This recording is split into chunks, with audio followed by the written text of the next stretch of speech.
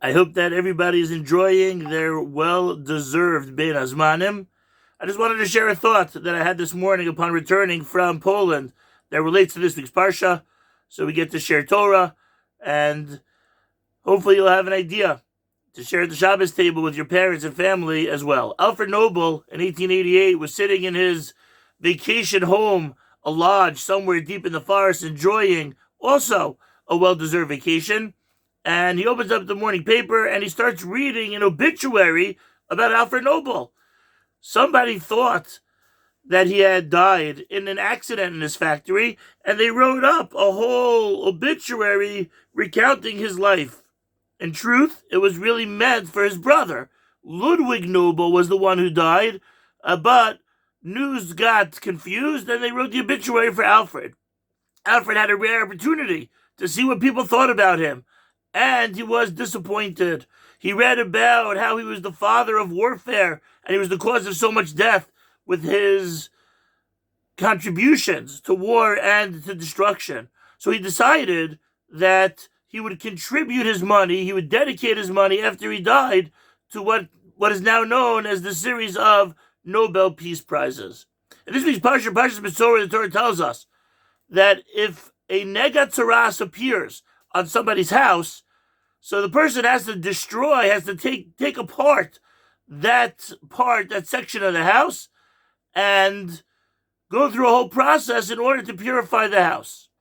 Rashi tells us a comment from the Medrash that says that don't worry about it, because this is all going to turn out really well, because really the Canaanites had hidden their money in the walls, and when the Jews take apart the house because of the tzaras, so they're going to find all the treasures within the house, and everything is going to be great. We're going to be wealthy.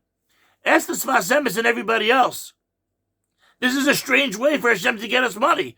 If Hashem wants us to give us the Canaanites money, there's no other way than this whole confusing and sometimes hard choice of destroying your house in order to clear out the tzaras, and then you'll find the treasures. Why can Hashem find an easier way? And we are sure that Hashem could have found an easier way to get us the money. So what's happening?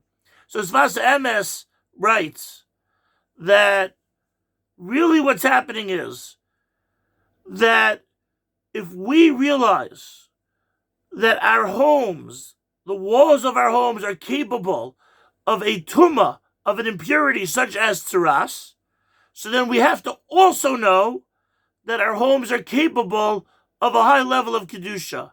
He says maybe this is not exactly what the pshat is, but there's a tremendous bracha in seeing the tzaras on the walls of our home, because then we might realize, hey, wait a second, there's a whole potential of amazing things that can happen in my house as well. The same way that I might have done something that creates impurity in my house and it shows on the walls of my house, so too, I could imbue the walls of my home with kedusha. I could imbue the walls of my home with things that are meaningful and achievements and success and greatness. So the gift that's hidden behind the wall of the house upon seeing the tzaras, okay, maybe there's money, maybe there's not money, but the gift is the realization that I have the power, I have the potential as a human being to imbue my home with bracha. We're home now, Bein Hazmanim. We have a choice of what to do with our time. It's a tremendous opportunity for us to dedicate, to devote, to invest kedusha into our homes. Maybe it's a chance to learn a masechta that we never learned before. Maybe it's a chance to go back to the basics, to learn some of the stories of Chumash that I might have missed, that I might not be so sharp on. Maybe to hone some of my halachic knowledge, to know what Hashem really wants from me. Maybe it's a chance to look into tefillah, to see what davening is all about. And we have to realize that when we do that, we have the power to even elevate inanimate objects, such as a home, to elevate those into a level of kedusha also. As Rabbi Nachman says, Im atad ma'min sheyicholim l'kalkel, ta'amin sheyicholim l'takein. If you believe that we could do damage, believe that we could be successful, that we could fix, that we could elevate. Alfred Nobel elevated the world upon realization that he might have been involved in some of the things that he was less proud of. When we were going through Poland, you see in some of these camps the devastation that could happen in one day. In Treblinka on September 10th, 1942, 10,000 people were killed in one day.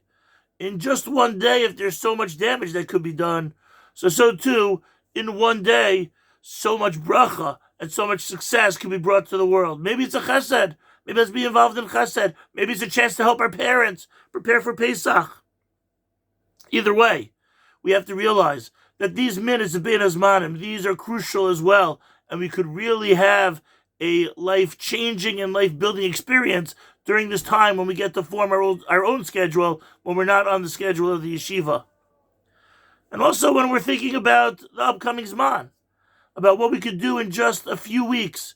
It's not just a few weeks and the year's practically over. It's not that. Every single day is significant. Maybe start thinking about, and maybe we'll be in touch about, what accomplishment I could have during independent study, maybe during the 8:45 slot, how much we could do in terms of understanding Avodas Hashem and getting close to our Creator, to Kudsha Brichu.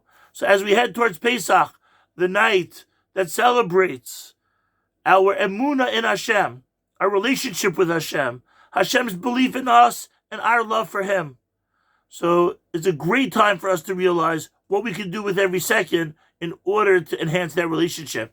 HaKadosh Baruch Hu should help us have the courage and to be wise enough to use every minute to its utmost so that we could always grow and we could be the best people that we could be, so that we can make this world the best world it could be. Have a great Bein Hazmanim. I look forward to being in touch.